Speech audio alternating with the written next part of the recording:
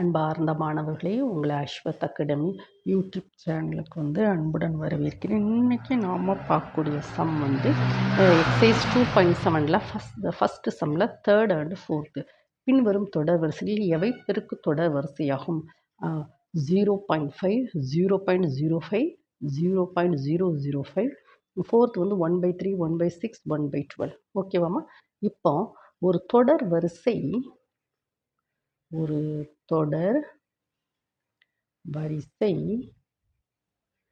பெருக்கு தொடர் வரிசை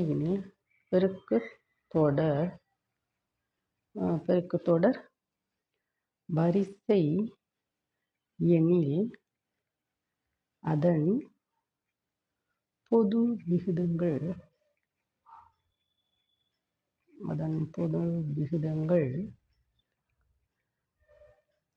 சமமாக இருக்க வேண்டும். அப்போ தான் அது என்னது பெருக்கு தொடர் வரிசை. பொது விகிதங்கள் சமமாக இருக்க வேண்டும். இப்போ தேர்டு சம்மை பாருங்கம்மா, 0.5, 0.05, 0.005 டாட் இது T1, T2, இது T3.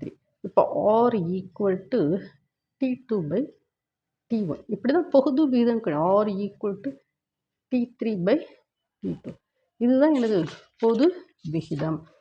So that is equal to T2 எனது 0.05 divided by 0.5. So that is equal to, இப்போ பாருங்கம்மா, இப்போ R ஈக்குவல் டு 0.055 இன்று இதில் 0.5, இது பாருங்க 0.5, 0.05 டெசிமல் 1 நம்பர் தள்ளி போயிருக்கு, இது 2 நம்பர். அப்போ ஹையஸ்ட் 2 நம்பர் தள்ளி போயிருக்கு. அப்போ 100ஆல் மல்டிப்ளை பண்ணணும். ஸோ 5/100ஆல் மல்டிப்ளை பண்ணிச்சுமா, இது 5, இது எவ்வளோ வரும்? 50 வரும். So that is 1/10. ஓகேம்மா? So R equal to 1/10. Then next R equal to T3/T2. T3 என்னதுமா, 0.005 டிவைடட் பை 0.05. ஓகேவாம்மா? இப்போ 0.005 டிவைடட் பை 0.05. இங்கே பாருங்கள், டெசிமலுக்கு அடுத்து 2 நம்பர், டெசிமலுக்கு அடுத்து 3 நம்பர்ஸ். அப்போது 3 நம்பர்ஸ்னால் என்ன செய்யணும்? 1000ஆல் தான் என்ன செய்யணும்? மல்டிப்ளை பண்ணணும். So that is equal to 5/50. 5/50 அதை 1/10. ஸோ இப்போ பாருங்கம்மா, R equal to T2/T1, R equal to T3/T2. So இதில் R 1/10, இங்கே R 1/10. எல்லா பொது விகிதங்கள் சமமாக இருக்கா?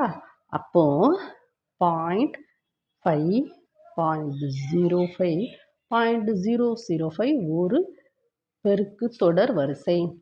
ஒரு பெருக்கு தொடர் வரிசை. ஓகேவாம்மா? தென் நெக்ஸ்ட்டு ஃபோர்த்து சம் பார்ப்போமா?